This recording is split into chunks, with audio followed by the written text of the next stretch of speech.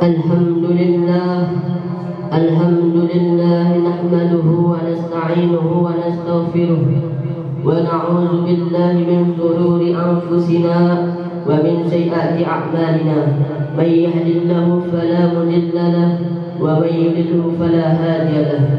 أشهد أن لا إله إلا الله وحده لا شريك له وأشهد أن محمدا عبده ورسوله لا نبي بعده. اللهم صل على سيدنا محمد وعلى آله وصحبه ومن تبعهم بإحسان إلى يوم الدين. أما بعد. قال الله تعالى في كتابه الكريم: أعوذ بالله من الشيطان الرجيم. بسم الله الرحمن الرحيم. يا أيها الذين آمنوا اتقوا الله حق تقاته ولا تموتن إلا وأنتم مسلمون. يا أيها الذين آمنوا اتقوا الله وقولوا قولا سديدا يصلح لكم أعمالكم ويغفر لكم ذنوبكم ومن يطع الله ورسوله فقد فاز فوزا عظيما. Ma'asyiral muslimin rahimakumullah. Hadirin jamaah salat Jumat yang insyaallah selalu berada dalam naungan rahmat Allah dan hidayah Allah SWT. Dan tak henti-hentinya kita panjatkan puji dan syukur kita kehadiran Allah SWT yang telah memberikan kita nikmat iman dan Islam. Karunia yang amat rahmat besar yang Allah karuniakan kepada hamba-hambanya. Semoga kita selalu termasuk yang mendapatkan hidayahnya serta berada dalam keadaan iman dan Islam hingga akhir hayat kita nanti. Dan tentunya kita bersyukur kepada Allah atas nikmat berbagai kehidupan yang masih diberikan kepada kita, sehingga pada kesempatan ini kita masih dapat beribadah kepadanya dan meningkatkan serta memujinya. Pujian hanya layak dimiliki oleh Allah SWT. Alhamdulillah, segala puji hanya milik Allah. Sungguh tidak ada pantas bagi manusia untuk mengharapkan pujian. Tidak pantas bagi manusia untuk merasa telah berjasa, karena sungguh sejatinya segala pujian hanya milik Allah SWT. Pada kesempatan yang mulia ini, saya selaku khatib mengajak kepada hadirin sekalian, marilah kita senantiasa meningkatkan keimanan kita dan ketakwaan kita kepada Allah SWT. Takwa dalam arti senantiasa berupaya dalam berusaha untuk selalu menghadirkan Allah dalam setiap situasi dan kondisi dengan cara senantiasa berzikir dan melaksanakan segala perintahnya. Takwa dalam arti kita senantiasa melibatkan Allah dalam setiap persoalan yang kita hadapi dengan cara berdoa, memohon pertolongan dan bermunajat kepadanya, sehingga akan menimbulkan ketenteraman dan ketenangan dalam setiap kehidupan kita. Allah SWT berfirman: Ya ayyuhalladzina amanu taqullaha haqqa tuqatih wa la tamutunna illa wa antum muslimun. Hai orang-orang yang beriman, bertakwalah kepada Allah sebenar-benar takwa kepadanya, dan janganlah sekali-kali kamu mati melainkan dalam keadaan beragama Islam. Quran Surat Al-Imran ayat 102. Dan tentunya selawat serta salam semoga selalu tercurahkan tak henti-hentinya kepada Nabi besar kita Nabi Muhammad SAW beserta keluarganya dan para sahabatnya. Ma'asyiral muslimin rahimakumullah. Dalam khutbah Jumat singkat ini, mari kita merenung sejenak tentang apa yang terjadi di berbagai tempat di sekeliling kita, bahkan kita semua yang sebagai makhluk hidup wajib akan merasakan yang namanya mati. Allah SWT berfirman, kullu nafsin za'iqatul maut. Setiap yang bernyawa akan merasakan mati. Kematian adalah sesuatu yang pasti kita hadapi, sesuatu yang menjadi gerbang dari kehidupan dunia menuju kehidupan akhirat adalah kematian.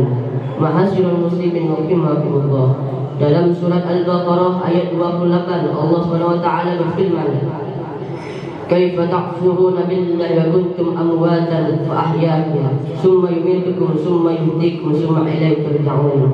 Bagaimana kamu ingkar kepada Allah padahal kamu tadinya mati, lalu Dia menghidupkan kamu, kemudian Dia mematikan kamu, lalu Dia menghidupkan kamu kembali, kemudian kepadanya lah kamu dikembalikan. Dalam tafsir Ibnu Katsir dijelaskan bahwa ayat ini menjelaskan akan kekuasaan Allah SWT dan sungguh aneh orang-orang yang ingkar kepada Allah sementara manusia awalnya tiada, lalu Allah menjadikan ada di muka bumi ini. Ayat ini juga menunjukkan bahwa kita semua pasti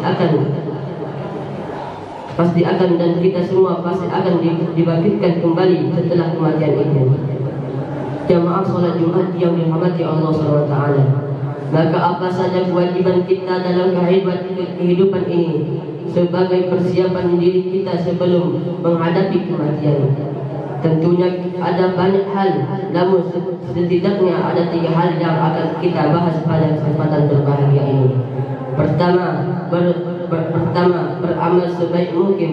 Dalam surah Al-Mulk ayat 1-2 Allah SWT berfirman, Tabarakalladzi biyadihil mulku wa huwa ala kulli shay'in qadir, alladzi khalaqal mauta wal hayata liyabluwakum ayyukum ahsanu amala wa huwal azizul ghafur. Maha suci Allah yang menguasai segala kerajaan dan Dia Maha Kuasa atas segala sesuatu. Yang menciptakan mati dan hidup untuk menguji kamu siapa di antara kamu yang lebih baik amalnya, dan Dia Maha Perkasa, Maha Pengampun. Masirul muslimin rahimakumullah.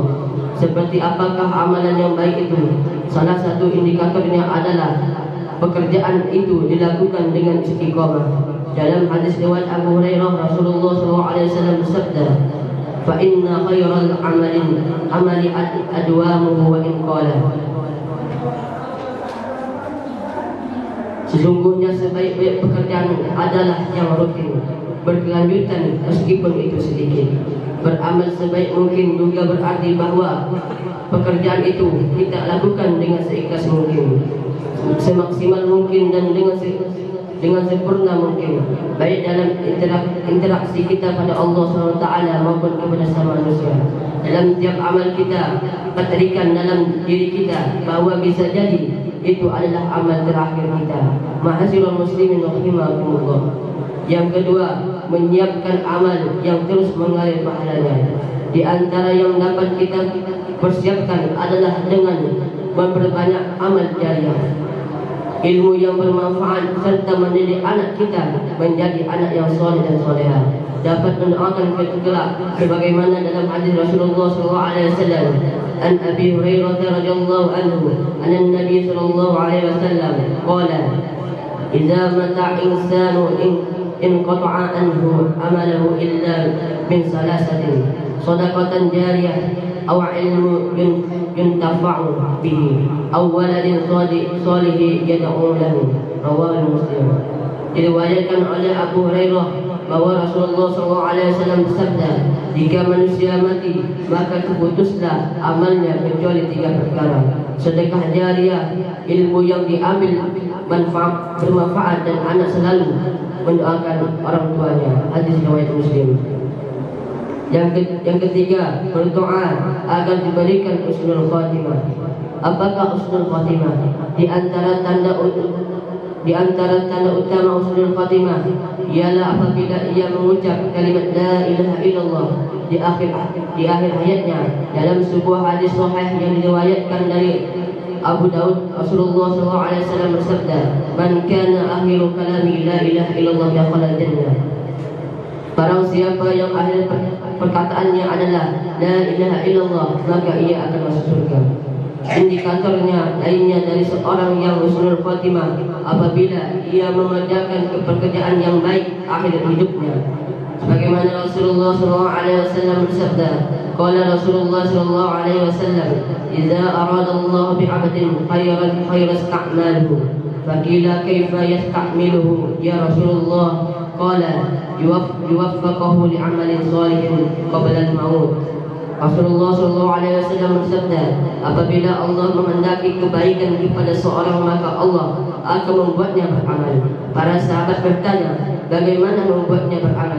Beliau menjawab, Allah akan memberikan taufik padanya untuk melaksanakan amal yang soleh sebelum dia meninggal.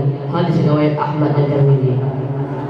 Selain berusaha dengan segenap amal soleh untuk mencapai husnul khatimah, kita juga harus selalu berdoa agar Allah Subhanahu wa